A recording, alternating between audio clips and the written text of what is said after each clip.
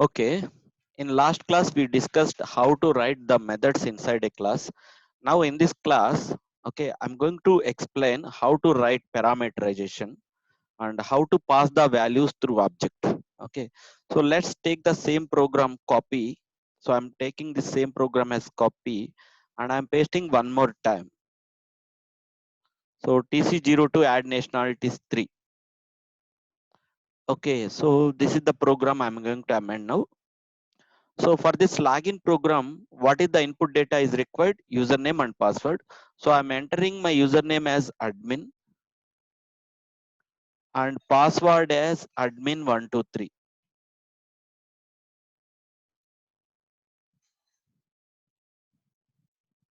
And after that, for nationalities, what I'm doing, I'm entering the value as Indian 729.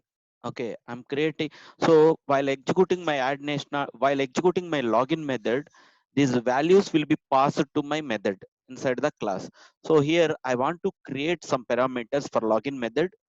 So here I'm creating my parameters as username, comma password,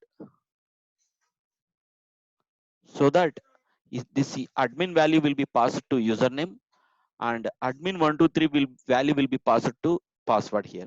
So instead of writing hard coded input values, I am writing my variables, so username and password. So I'm passing the values through my parameters like this. So similarly for nationalities also, I need to create one parameter here. So nationality text. So nationality text parameter I have created. So I'm changing my hard-coded input value inside the parameter inside this method. So Indian 729 record value will be passed to here nationality text, and this value will be typed. So like this, along with the object, okay, you are also passing the values.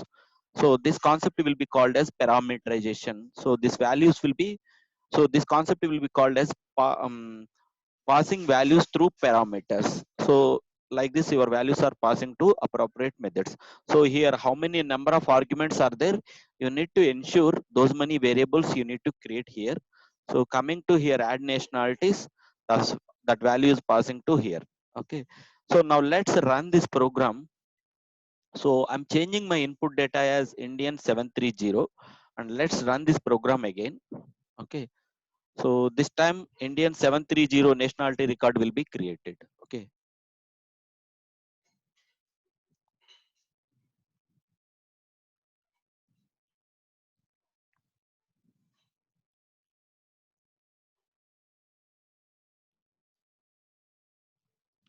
So it's lagging.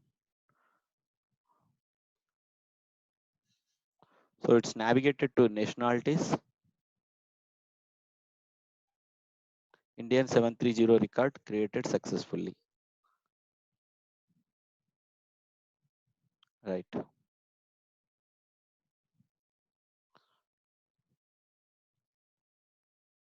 Now let's see in the console. So in the console we are able to see that our program is successfully executed.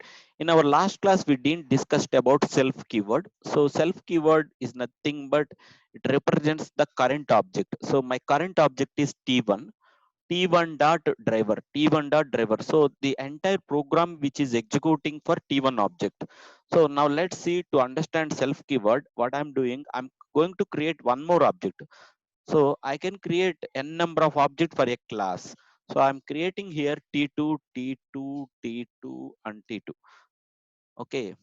So when this program will execute, so the always points to T1. Okay, once this is executed, the self will point to T2 object. So the entire class which is executing for T2 class, so the self is nothing but it represents the current object. So T2 dot driver, T2 dot driver, T2 dot driver, like that.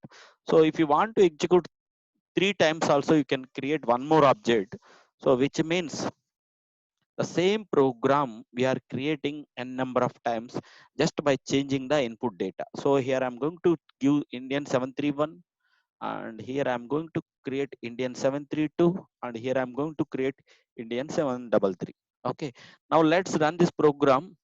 So I'm creating an object as T3. So for the current class, I have created three objects. One is T1, one is T2, and another one is T3. Okay, so when these lines of code is executing, the class will points to T1 object.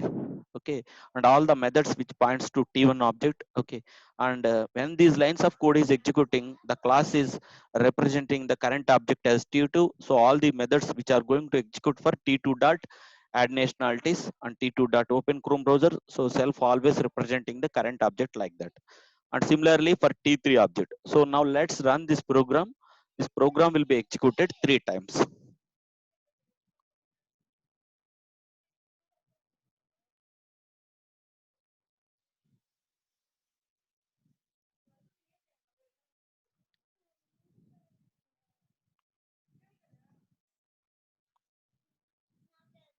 So here Indian 731 record is successfully created.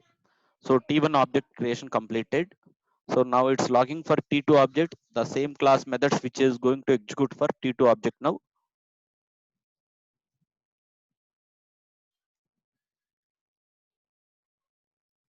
So Indian 732 record is created, and now the last one is T3 object. So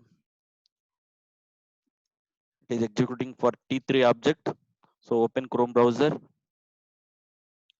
login method, and add nationalities. Indian 733. Okay, like this, your program is executed three times, and we can able to see our console. See, this is passed successfully. Okay, like this, the self keyword always represents the current object, whichever methods which is executing for. Okay, so in this program, we understood how to pass the values to the methods. Okay, to the methods which are implemented under a class. This is the concept we understood, and we also understood what is the importance of self keyword. Okay, the self is always represents the current object. So the all methods which is going to execute for T1 object, and here it is executing for T2 object, and here it is executing for T3 objects. So that's it, guys. We'll catch you in the next video. Thank you.